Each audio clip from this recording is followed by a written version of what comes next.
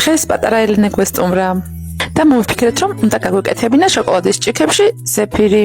მან თავისი ხელით ჩამოასხა მოლდებში შოკოლადი, რა თქმა უნდა, ჩემი დახმარებით და მინდა გითხრათ, რომ ძალიან კარგი მოსწავლეა პატარა ელენე.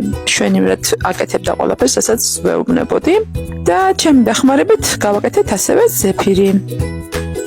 ინგრედიენტები ყველაფერი მზად გქონდა და დავიწყეთ ზეფირის გაკეთება.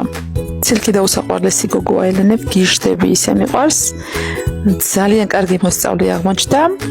თან ამასობაში ყველაფერი ხომ თავისი ხელით ჩაყარა. მიქსერზე თვითონ მიიტანა ყველაფერი. კარგად მოურია ჩვენს მასას და არაჩვეულებრივად აკეთებდა ყველაფერს ჩემი მითითებებით, რა თქმა უნდა. და ბოლოს აგერ სეროპიც მას ჩავასხმევინე და გამოგვივიდა იდეალური ზეფირი. ისე კარგად ამოიღო მოლდიდან შოკოლადი, არც ველოდი. მართლა ძალიან საყვარელია და ძალიან მოხერხებული. მართლა ძალიან მაგრად გავერთეთ, ელენე თან წეკვავდა, თან ერთობოდა და თან ძალიან კარგი მასტერკლასი გამოგვივიდა.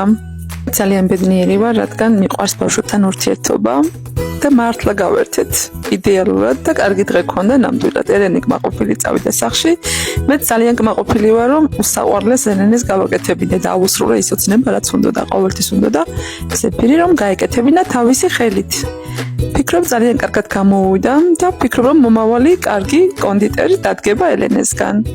და ბოლოს კადრში ნახავთ, როგორ ცეკვავს და როგორ ერთობა ჩემი პატარა გოგო.